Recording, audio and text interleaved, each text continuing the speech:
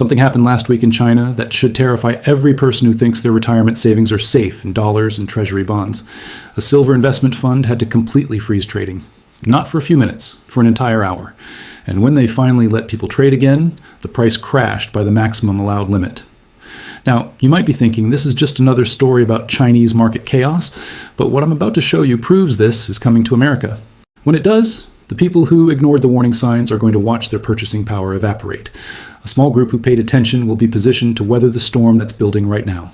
The numbers I'm going to walk you through today come straight from the Silver Institute. This isn't some random blog or speculation from a guy in his basement. This is the official global authority on silver market data. What they just released for their 2026 outlook should be front page news on every financial website in America. But it's not, because if the mainstream media actually explained what these numbers mean, too many people would start asking uncomfortable questions. Questions about why silver is still trading where it is when the physical reality tells a completely different story. If you've been following Element Axis, you know we don't waste your time with hype. We look at data, we connect dots that others miss, and we give you information you can actually use. If this is your first time here, go ahead and hit that subscribe button right now. The kind of analysis you're about to hear isn't available on CNBC or Bloomberg. They're too busy selling you whatever their advertisers need you to believe. We're here to show you what's actually happening in markets that matter to your financial future. Here's the headline that nobody's talking about. The global silver market is headed into its 6th straight year of deficit in 2026. Let me repeat that because it's critical. 6 consecutive years where the world consumed more silver than it produced. 6 years where demand exceeded supply. 6 years where the gap had to be filled by draining stockpiles that took decades to build. The projected shortfall for this year alone is 67 million ounces. That's not a small imbalance that corrects itself. That's a structural problem that's getting worse, not better. When you run a deficit for 1 year, you can pull from inventory and nobody really notices. When you run a deficit for 2 or 3 years, people start paying attention. But when you hit year 6 and the cumulative shortage is approaching 400 million ounces, you're looking at a market that's fundamentally broken. Those 400 million ounces had to come from somewhere. They came from vaults in London, from stockpiles in New York and Zurich, from above-ground inventories that are now running dangerously low. And here's the part that should keep you up at night. At some point, those stockpiles run out. At some point, there's nothing left to draw from. At some point, the price has to adjust to reality, and when that happens, it's not going to be a gentle rise. It's going to be violent. Think about what this means for someone who's spent 30 years building a retirement account. You've got your 401k sitting in stocks and bonds, maybe some cash on the sidelines. You're assuming that the system that got you this far is going to keep working. But what happens when a commodity as essential as silver suddenly becomes unavailable at anywhere near current prices? A metal that goes into everything from solar panels to medical devices to electronics. What happens when the price has to double or triple just to bring supply and demand back into balance? The wealth doesn't disappear. It transfers. It moves from people holding paper promises to people holding physical assets, and you need to decide right now which side of that transfer you want to be on. Total global silver supply this year is forecast to hit about 1.05 billion ounces. On the surface, that sounds like plenty of metal, but demand is higher. Demand is outstripping supply by 67 million ounces, even after 6 years of trying to squeeze more production out of the ground. And the problem isn't getting better. Mine production is only expected to grow by about 1% this year. That's barely keeping pace with depletion, let alone filling the deficit. You want to understand why this matters to your portfolio? Because we're watching a slow-motion train wreck. The physical market and the paper price are moving in opposite directions. Eventually, physics wins. Eventually, you can't paper over a supply shortage forever. I want to hear from you in the comments right now. Are you seeing this play out in your local area? Have you tried to buy physical silver recently? What are the premiums like at your coin shop? Are dealers running low on inventory? Drop a comment and let me know where you're watching from and what you're experiencing on the ground. This community is smarter when we share information. The view from your town might be completely different from what someone else is seeing. Those real-world data points matter more than anything you'll hear from a Wall Street analyst. An analyst who hasn't touched a physical ounce in his life. Now let me explain why this supply problem isn't going to fix itself the way it would in a normal market. Silver isn't like most commodities. About 70% of all silver that gets mined doesn't come from silver mines. It comes as a byproduct when companies are mining for copper, zinc, lead, or gold. They're digging for those metals, and silver just happens to come along for the ride. What this means is that even if the price of silver doubles or triples, you can't just open up new silver mines overnight to increase supply. You'd have to wait for copper miners or zinc miners to expand their operations. Right now, many of those operations are struggling. Zinc and lead prices have been weak, which means some of those mines might actually shut down. And if they shut down, silver production takes a hit, even if silver prices are screaming higher. This is a supply response problem that can't be solved quickly. And that's what makes the current deficit so dangerous. The geographic concentration makes it even worse. Mexico is the largest silver producer in the world. A lot of the expected growth this year is supposed to come from mines there. But Mexico has political risks, regulatory risks, things that could disrupt production without warning. Peru is another major producer. Some of their key operations are actually expected to produce less this year, not more. You've got new projects coming online in Canada and Morocco, and those will help, but they're not game changers. They're not going to suddenly flood the market with enough silver to eliminate a 67 million ounce annual deficit. Here's what's happening on the demand side. And this is where things get really interesting. Physical investment demand is expected to surge 20% in 2026 to around 227 million ounces. That's a 3-year high. After 3 straight years of decline, Western investors are coming back to silver in a big way. Why? Because they're watching gold trade above $5,000 an ounce. They're looking for the next opportunity. They're seeing headlines about currency debasement and institutional failure. They're trying to protect what they've worked their whole lives to build. And they're finding silver, a metal with all the monetary properties of gold, but at a fraction of the price. India is another major player that's ramping up physical purchases. Indian investors have always understood the value of holding real assets outside the banking system. They've watched their government try to control gold ownership. They've seen what happens when paper currency loses value. And they're buying silver aggressively right now because they recognize what's coming. Meanwhile, industrial demand is holding strong at around 650 million ounces this year. Yes, that's down about 2% from last year. But that decline is mostly from solar panel manufacturers finding ways to use less silver per panel. The bigger story is that several industries are using more silver than ever before. Data centers that power artificial intelligence, electric vehicles, 5G infrastructure, defense applications. These aren't temporary trends. These are structural shifts that create permanent demand. There aren't enough silver mines in the world to keep up. Let me paint you a picture of what's happening in the AI sector alone. This is something most people aren't connecting to silver demand. Every single data center being built to power the next generation of language models and machine learning systems requires massive amounts of server infrastructure. Those servers need silver for electrical contacts and conductivity. As AI adoption accelerates and companies race to build more computing capacity, the demand for silver in this sector is exploding. This isn't demand that's going to slow down.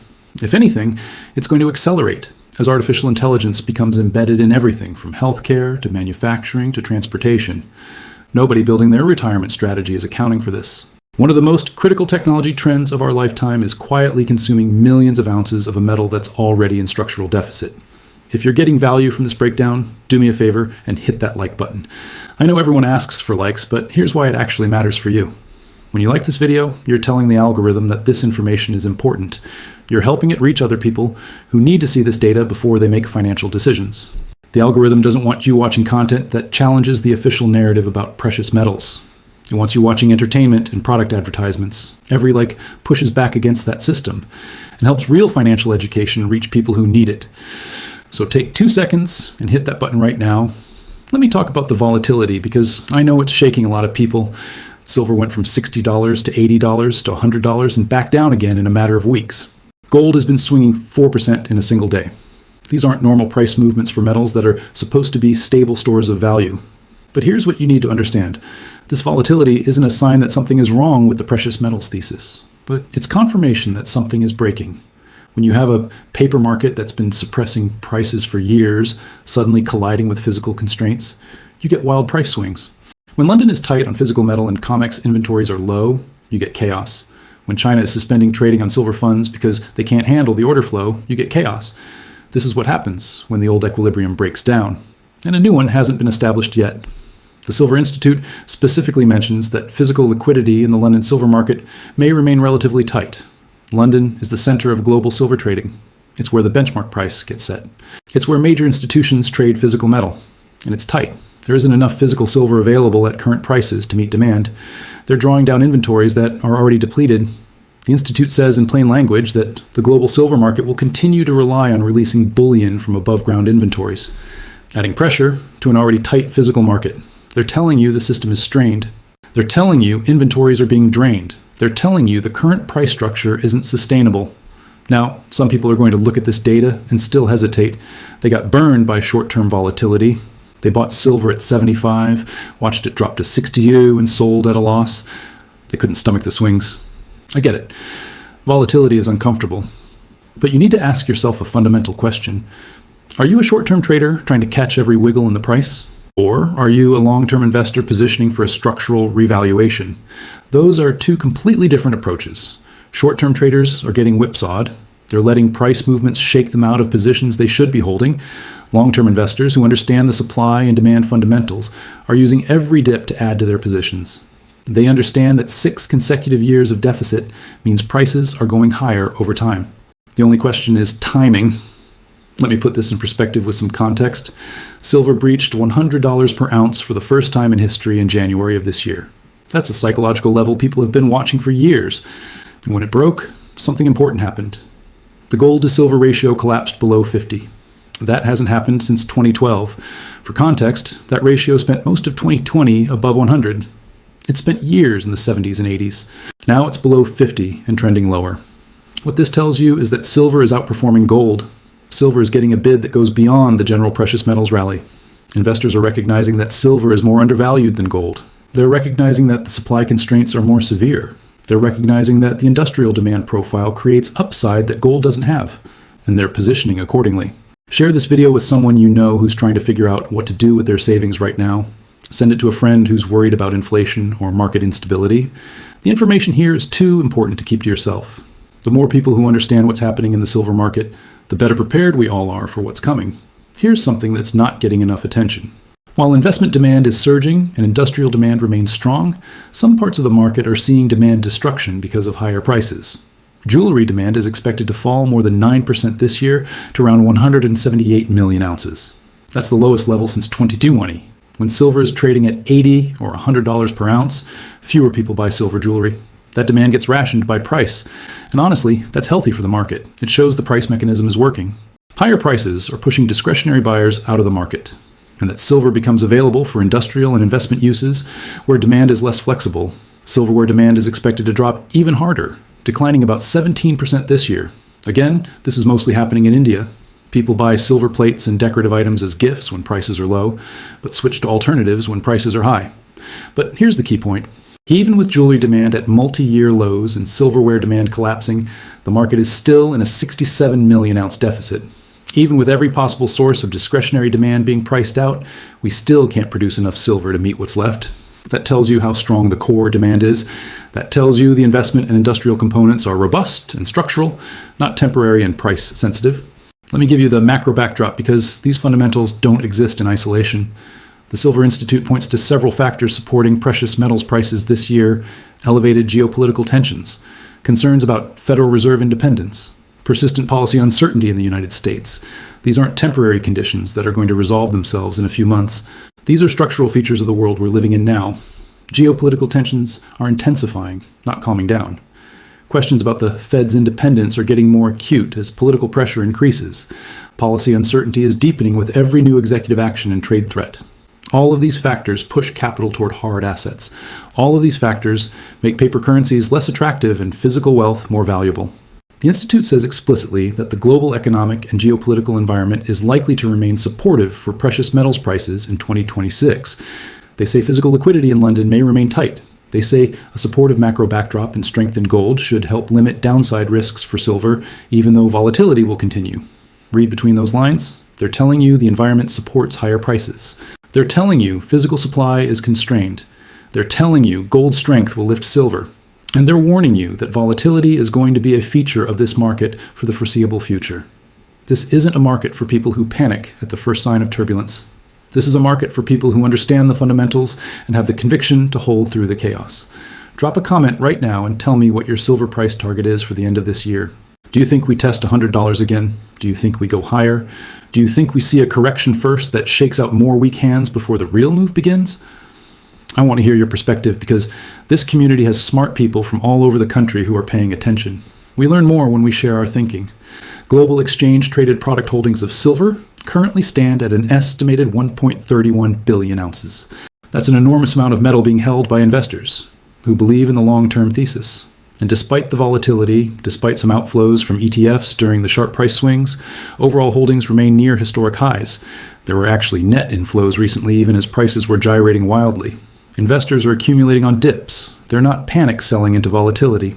They understand that short-term chaos creates long-term opportunity if you have the right information and the right mindset.